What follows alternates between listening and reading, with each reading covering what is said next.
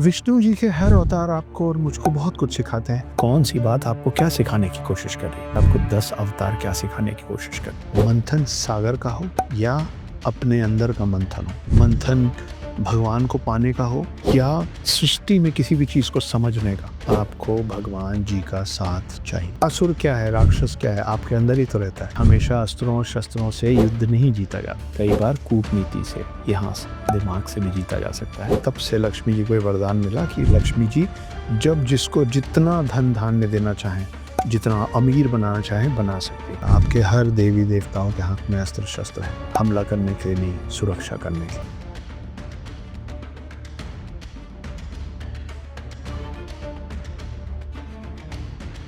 विष्णु जी के हर अवतार आपको और मुझको बहुत कुछ सिखाते हैं, मगर उन पे आने के पहले आपको एक दो छोटी छोटी कहानियां सुना देता हूँ। तो हुआ यूं कि शेषनाग पे एक रोज जब विष्णु जी बैठे हुए थे और लक्ष्मी जी उनके पाँव के पास बैठी थी, तो लक्ष्मी जी ने उनसे कहा कि मैं आपकी सेवा करती हूँ, आपसे प्रेम करती हूँ, आपकी अर्धांगिनी हूँ, आपकी समकक्ष हूँ, मुझे आप कोई गिफ्ट नहीं देते, मुझे वरदान चाहिए। तो विष्णु जी ने बोला, मांगी क्या मांगती है? और लक्ष्मी जी ने कहा कि पृथ्वी पे मैं जब चाहूँ, जिसको चाहूँ, जितना धन धान्य चाहूँ दे सकती हूँ। विष्णु जी ने कहा तथास्तु, मगर इसमें एक संशोधन है, क्लॉज है, एक कंडीशन अप्लाइड है। आप जब चाहें, जिसको चाहें, जितना चाहें दे सकती हैं, पर मैं जब चाहूँ उससे वापस ले सकता हूँ। लक्ष्मी जी को जल्दबाजी थी वो वरदान ले लेने की, इसलिए उन्होंने बोला डन, ठीक है, कर लेते हैं। तो इस हिसाब से तब से लक्ष्मी जी को ये वरदान मिला कि लक्ष्मी जी जब जिसको जितना धन धान्य देना चाहें, जितना अमीर बनाना चाहें, बना सकती है। ये बात जब वैकुंठ धाम में फैली तो ये बात पहुंची सरस्वती जी के पास। सरस्वती जी को लगा कि अगर लक्ष्मी जी को कोई गिफ्ट मिला है, कोई वरदान मिला है, तो मुझे भी मिलना चाहिए। सरस्वती जी पहुंची विष्णु जी के पास और उन्होंने कहा कि जैसे आपने लक्ष्मी जी को वरदान दिया है, मुझे भी एक वरदान चाहिए,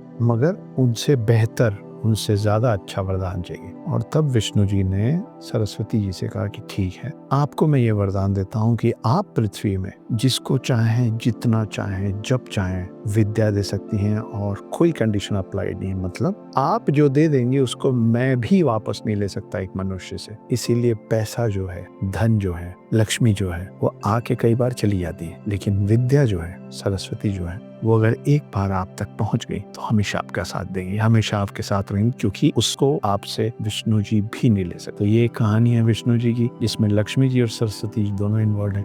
इसलिए विद्या पे ध्यान दें, नॉलेज पे ध्यान दें और बॉटम लाइंस पे ध्यान दें कि कौन सी बात आपको क्या सिखाने की कोशिश कर रही है। यहाँ से चलते हैं कि आपको 10 अवतार क्या सिखाने की कोशिश कर। पहला अवतार है मत्स्य अवतार। पानी में जीवन शुरू हुआ था, ये तो साइंटिफिक है, ये तो साइंस है। सबसे पहले तो यही सिखाने की कोशिश है। दूसरा, मत्स्य अवतार ने राजा से कहा था कि सारे वेद, सारे पुराण, सारे सप्तऋषि को अपने नाव में रख लो, क्योंकि विष्णु भी यही चाहते थे, संचालक, पालनहार ये चाहते थे कि मनुष्य के साथ ज्ञान हमेशा जुड़ा रहे। इसीलिए उसमें सारी प्रजातियों के साथ सप्तऋषि, वेदों, पुराणों को भी रखा गया। दूसरे हैं कूर्म अवतार। ये समझाते हैं कि अगर आपको मंथन करना है, मंथन सागर का हो या अपने अंदर का मंथन हो, मंथन भगवान को पाने का हो या सृष्टि में किसी भी चीज को समझने का, आपको भगवान जी का साथ चाहिए। कूर्म अवतार में आके वो यही समझा रहे हैं कि मंथन चाहे बाहरी हो या अंदरी, अगर भगवान के साथ साथ चलेंगे तो मंथन हो जाए। तीसरे हैं वराह अवतार,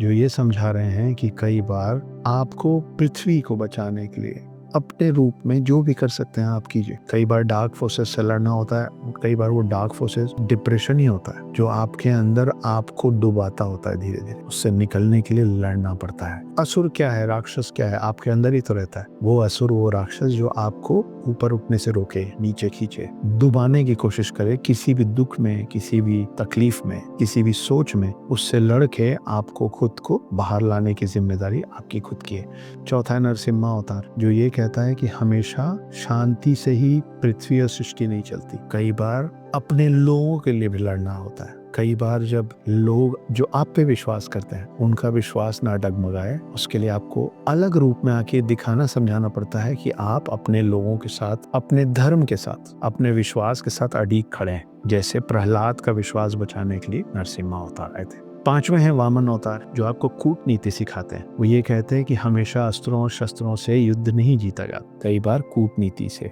यहाँ से, दिमाग से भी जीता जा सकता है। बिना एक भी अस्त्र या शस्त्र उठाए राजा बलि को वामन अवतार ने हरा दिया था, उन्हीं के मुंह से बोलवा के हरवा दिया था। अगले हैं परशुराम। परशुराम आपको ये समझाने की कोशिश कर रहे हैं कि इससे फर्क नहीं पड़ता है कि आप क्षत्रिय हैं या आप ऋषि मुनि हैं, आप शांति प्रिय हैं या आप विध्वंसक हैं। समय आने पे आपको अस्त्र और शस्त्र उठाना, चलाना और खुद के लिए लड़ना आना बेहद जरूरी है। हर वो सिविलाइजेशन जो खुद के लिए नहीं लड़ा है वो विलुप्त हो चुका है। अगले हैं राम, मर्यादा पुरुषोत्तम राम, जो आपको सिखाते हैं बहुत सारी चीज। उनके नाम के साथ ही मर्यादा पुरुषोत्तम राम लगा है। वो उत्तम पुरुष जो अपनी मर्यादा में रह के सारे कार्य करता है। मर्यादा क्या है? अपने पिता, अपनी माँ के लिए जो सही हो करना, उनके वचन के लिए अपने आप को भी नुकसान पहुंचाना पड़े या बलिदान देना पड़े देना, नारी की रक्षा करना, नारी का मान रखना, अन्याय से लड़ना, ये सब कुछ सिखाते हैं राम। राम के बाद आते हैं कृष्ण। साम दाम दंड भेद यदा यदा हि धर्मस्य ग्लानिर्भवति भारत अभ्युत्थानम अधर्मस्य तदात्मानं सृजाम्यहम्। 8वें अवतार में आके यही विष्णु आपको ये बता रहे हैं कि जब जब आप पे विपदा आएगी, जब जब सृष्टि में अंधकार छाएगा, मैं किसी ना किसी रूप में आऊंगा अपने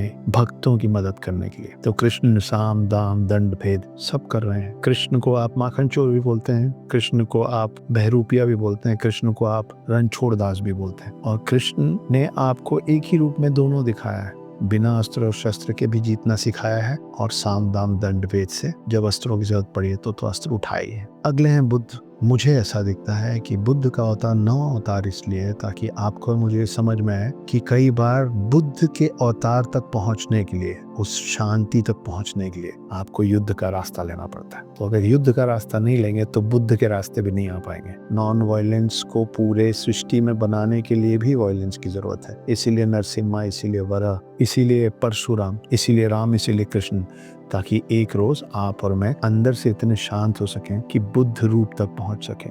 और आखिरी है कल्कि, ये बताने के लिए कि अगर पूरी सृष्टि में बुद्ध जैसी शांति हम ले भी आएंगे, अगर फिर जरूरत पड़ेगी तो एक बार फिर कल्कि अवतार आएगा। आपके हर देवी देवताओं के हाथ में अस्त्र शस्त्र है, हमला करने के लिए नहीं, सुरक्षा करने के लिए, सिर्फ खुद की नहीं दूसरों की। तो ये समय पर निर्धारित होगा और आपको तैयार रहना पड़ेगा कि जब समय बोले शांति तो आप बुद्ध बन सकें, और जब समय मांगे युद्ध तो आप कल्कि बनने को भी तैयार हो। ये है 10 अवतार।